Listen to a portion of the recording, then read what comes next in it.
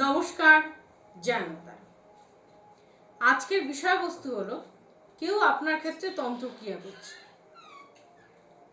কেউ আপনার সঙ্গে শত্রুতা করছে। কি করে বুঝবেন?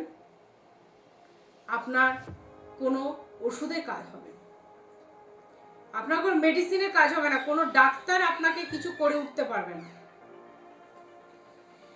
দেখা যাবে দিনকে দিন অসুস্থ হচ্ছেন, দিনকে দিন রোগা হয়ে যাচ্ছেন, দিনকে দিন আর্থিক অবস্থা যা ছিল তার থেকে আরো খারাপ হয়ে যাচ্ছে। মানুষের তো ভালো হয়, বেটার টু বেটার, আপনার দিনকে দিন খারাপ হয়ে যাচ্ছে। কোনো কিছু ইচ্ছা করছে না, ঘরে থাকতে ইচ্ছা করছে না, বাইরে বেরোলেই ঠিক, ঘরে আসলেই আপনার অশান্তি মনে হচ্ছে।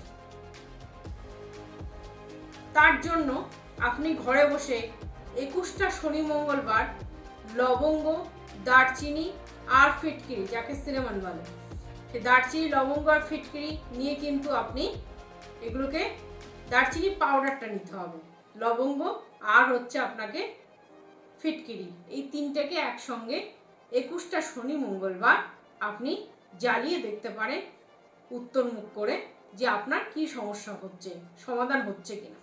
21টা সপ্তাহ পর যদি দেখছেন খানিকটা হলেও কাটলো, তাহলে কিন্তু আপনি 21টা সপ্তাহ পর সোমবার করে শিবের ব্রত করে পূজা দিন, অর্থাৎ উপবাস রেখে পূজা করার ব্যবস্থা করুন।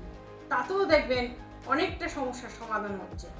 এবং লাস্টে যখন দেখছেন আরও কিছু বাকি রয়েছে, আরও সমস্যার সমাধান চান, একবারে নাশ করতে চান, এইসব তন্ত্রক্রিয়া আপনার ঘর থেকে বার করতে চান, এইসব শত্রুতা সব বার করতে চান, তাহলে অবশ্যই আপনাকে জ্যোতিষীর পরামর্শ নিতে হবে।